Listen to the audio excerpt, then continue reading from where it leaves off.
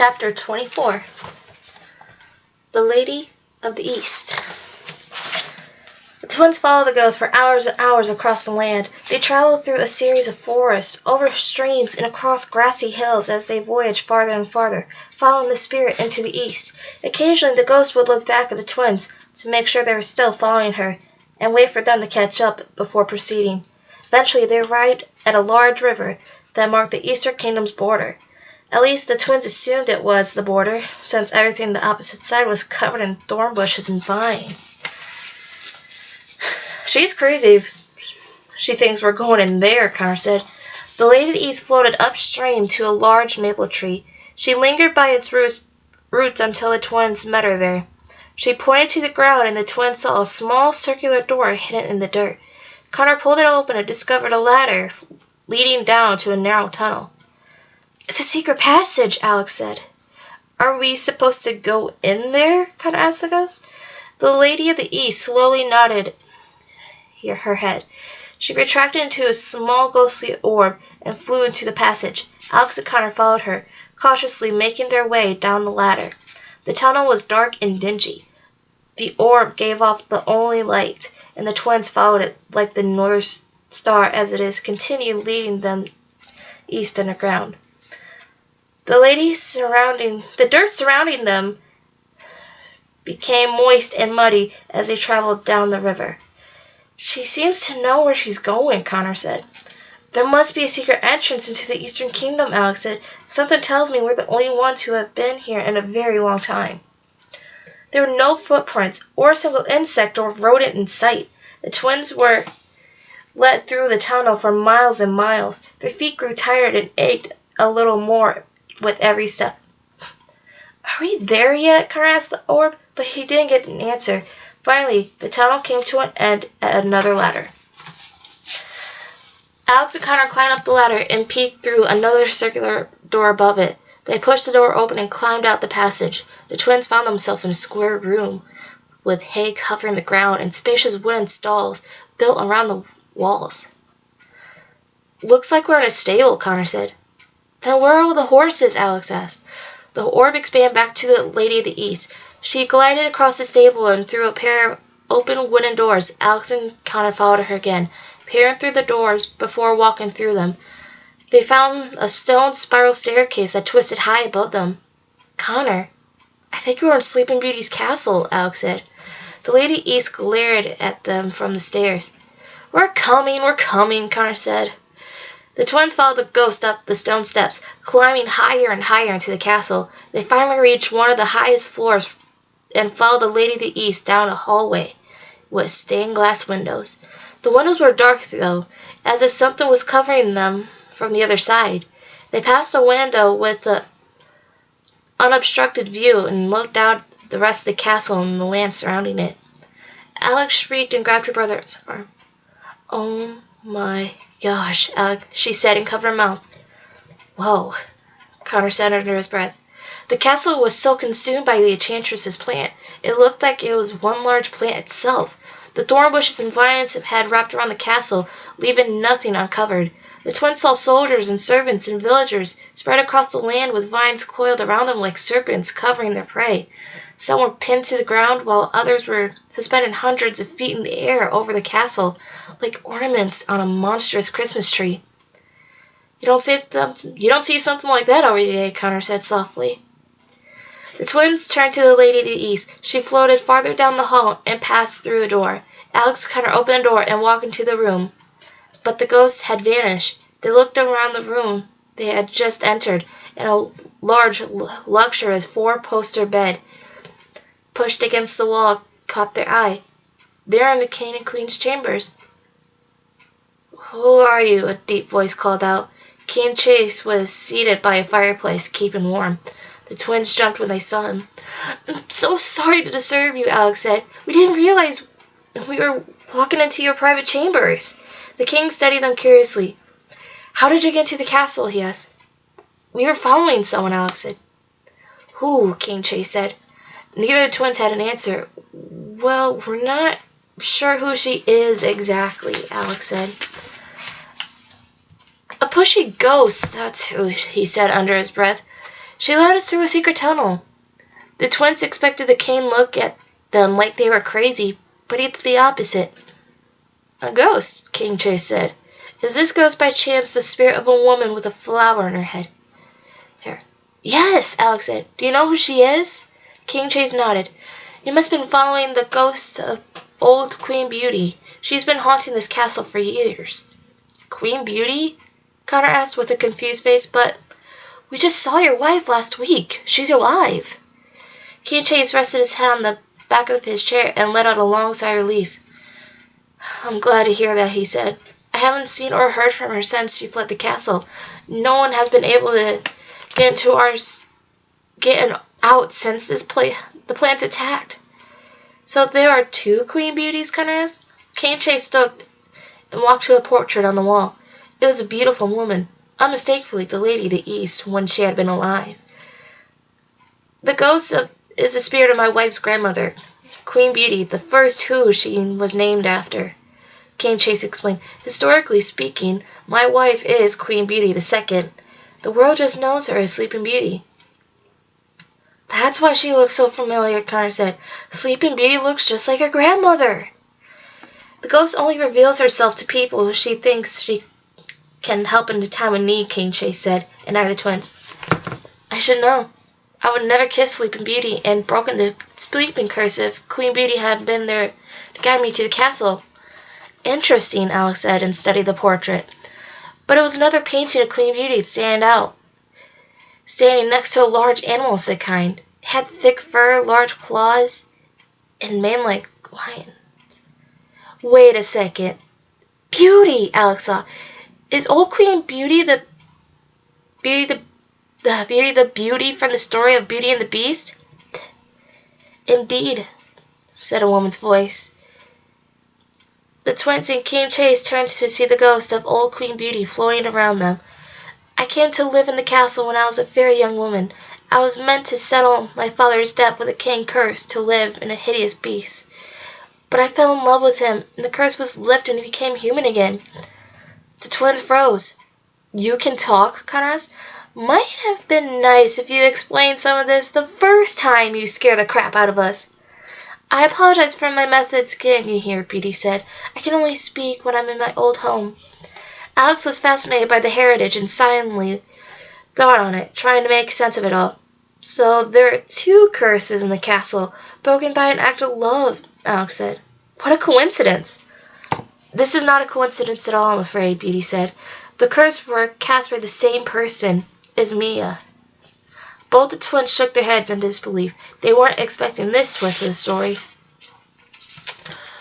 Hold on, Connor said. Is Mia who turned your husband to the beast? The ghost nodded somberly. Yes, she said. You see, Esmea fell in love with my husband long before I met him. When he could not reciprocate her love, she cursed him, thinking no one could ever love a beast. And you broke the spell, and years later she cursed your granddaughter, Alex asked. Guess she didn't like the name Beauty, Connor said with a shrug. The Enchantress has cursed every generation in my family, Beauty told him. She bewitched my son into desiring a wife who could spin a hay into gold.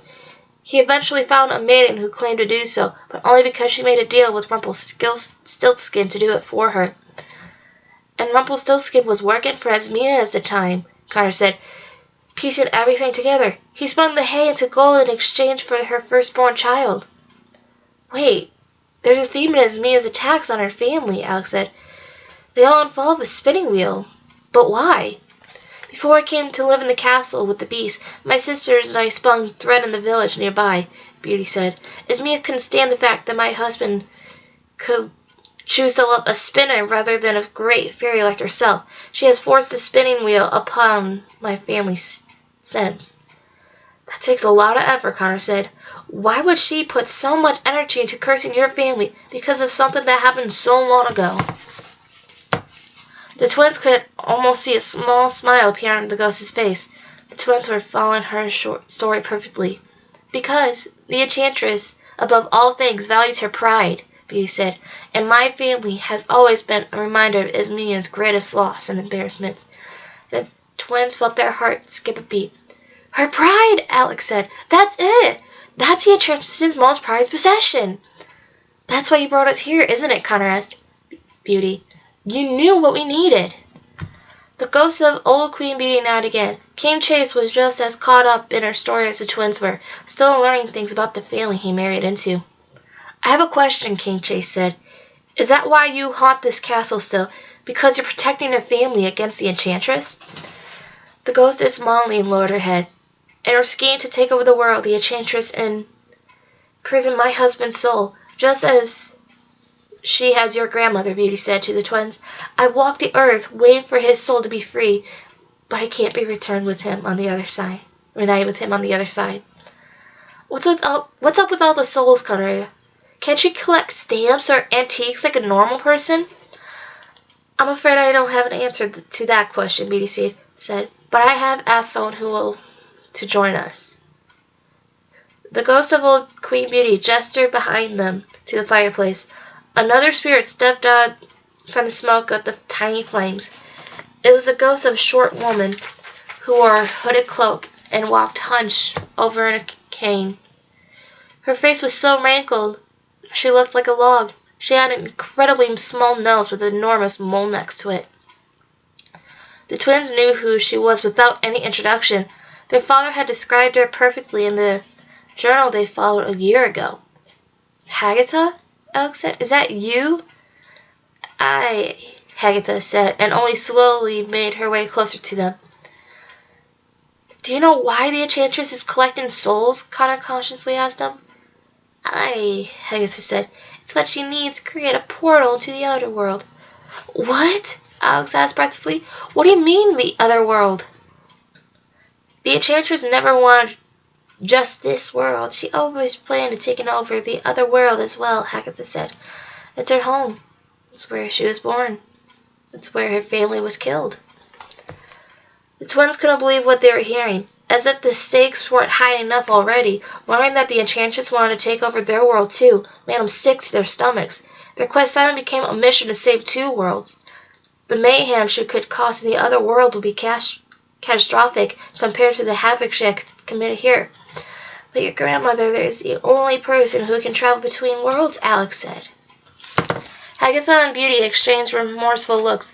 There is another way, Hagatha said. There's something I learned when I was a young witch. It was such an extreme spell I never thought anyone would be crazy enough to attempt it. Until I met Esmea. And you gave it to her, Alex said. No matter what, she was still a fairy in good standing, Hagatha said in her own defense. She had been heartbroken a number of times and asked me if I knew how to create a portal and she can go home to the other world. And not thinking much of it, I made the biggest mistake of my life. I told her. What is it? Connor asked. Hagatha let out a long sigh. To travel into the other world, you must first master the 7 deadly sins of this world and conquer its past, present, and future, she said. It was the most intense collecting spell the twins had ever heard of. She has to master the 7 deadly sins? Alex asked. And conquer the world's past, present, and future? Connor said. How does someone do that?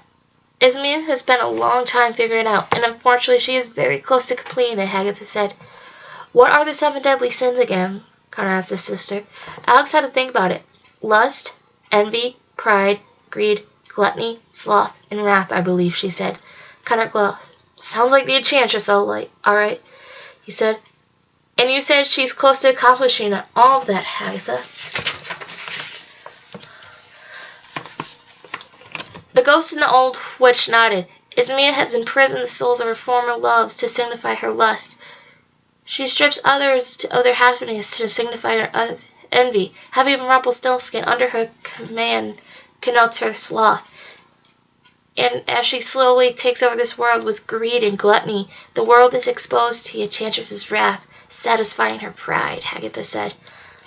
But how does she conquer this world's past, present, and future? Alex asked.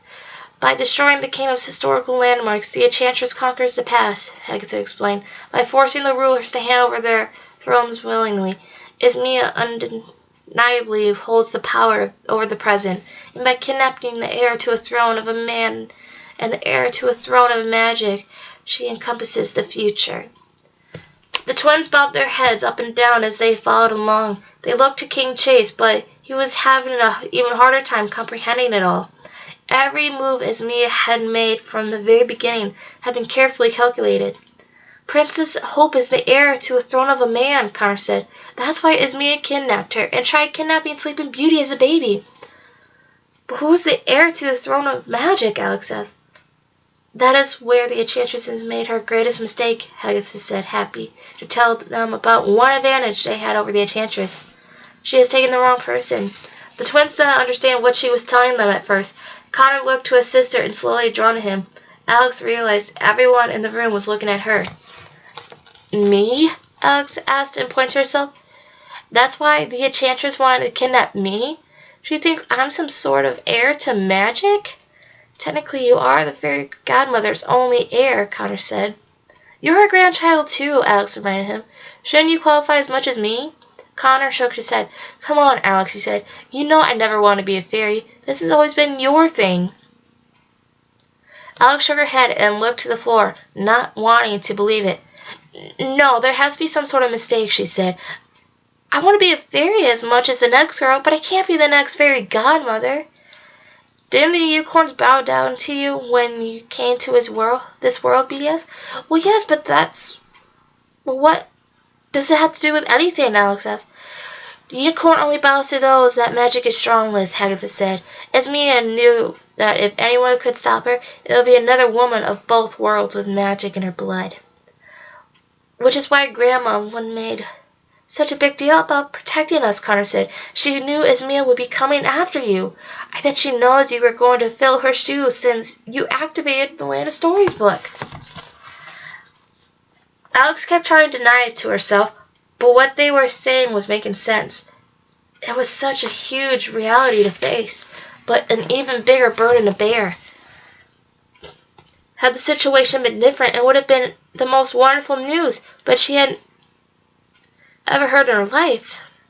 But they were talking as if she was now single-handedly responsible for defeating the Enchantress. You have to go back to save the others, said another voice in the room. They all turned and see a third ghost appear. She was young and pretty, but shy and kept her distance. There was something about her presence and her voice that was so familiar to the twins. But they had so many things to think about. They couldn't think exactly what she reminded them of. The room was getting more crowded by the minute, Connor said. Who are you? The new ghost took a moment to answer, as if she wanted to remain anonymous. They called me Gloria when I was alive, she said, but quickly changed the subject. You've been gone for hours and your friends have started to worry. The Enchantress is planning another attack soon. You must return to them and finish building the wand. Wait, how do you know about the wand? Connor asked. The ghost of Gloria went quiet. I know you are much closer to finishing it than you think, she said softly, almost sad to say it. Now you must hurry. Ismea is planning to strike very soon. She's right, Beauty said. She floated past the twins and headed to the door. It's time you headed back to the troll and goblin camp. The twins nodded, not wanting to cause Bob and the others to worry any more than they had already. Children, King Chase said before he left her, if you see my wife, please tell her I love her. No, Connor said, but you can tell her yourself when you see her next. He and the King Chase shared a hopeful smile. Best of luck to both of you, he said. The twins followed the ghost of old Queen Beauty out of the room. She escorted them down the spiral staircase, through the stables and into the secret passage. The twins ran down through the tunnel as fast as they could, reaching the other ladder in half the time it took to get them there. They quickly hurried through the trees, over the streams, and across the hills, and finally reached the woods alongside the campsite, and the sun began to rise. They turned back to the ghost of old Queen Beauty. Thank you, Alex said. You helped us so much. The ghost silently nodded her head and then disappeared. They could tell she was just as grateful to them as they were to her. The twins ran through the campsite and found Bob and Froggy standing the campfire outside their tent. That was the longest walk I ever heard of, Bob exclaimed when he saw them. Where have you been? We were worried sick, Froggy said, and leaped to his feet. We were in the Eastern Kingdom, Connor panted. We have so much to tell you guys. Alex looked around. "Where is everyone anyway?" she asked. Froggy and Bob looked at each other with sorrowful eyes. The twins instantly knew something bad must have happened while they were gone. "What's wrong?" Connor asked. Froggy didn't know how to explain. "Come, you have to look for yourselves," he said. He led the twins inside the tent. Inside, the twins saw Jack kneeling sadly on the ground. Goldilocks was standing at his side, gently rubbing his back. Red sat next to Jack and cuddled Claudia as tightly in her arms. "What happened?" Alex said. "It's the harp," Goldilocks said. "She's gone." "What do you mean she's gone?" Connor asked. "She's part of the wand now," Jack said. "We came to a tent and found it like this." Jack was clutching the wand of wonderment. It had a shiny new glow tint to it now, the exact shade of the harp. Red used part of Goldilocks' coat like a handkerchief to blow her nose. "Poor dear," she said. "I suppose the singer has taken her final bow." "I never thought we would lose her completely to it," Jack said, fighting back the emotion suddenly rushed through him. "Wish we could have had more time to figure out a better way." Alex and Connor looked to each other, knew exactly what the other was thinking. "Gloria," Connor whispered to Alex. "The harp's name was Gloria." Alex watched over her sad friends and took a step forward them, deciding now was the best time to tell them what they had learned from the spirits in Sleeping Beauty's castle. "The harp's loss won't be in vain," she said. "We finally know what we need to defeat the Enchantress." Alright, that is the end of chapter 24. I hope you enjoyed the reading. Don't forget to subscribe if you want to hear more from the Land of Stories, The Enchantress Returns, and more books to come. If you have any good book suggestions for me, please comment down below for great suggestions. I'm open to anything. And I hope you guys had a wonderful day, and hope you all enjoyed the reading.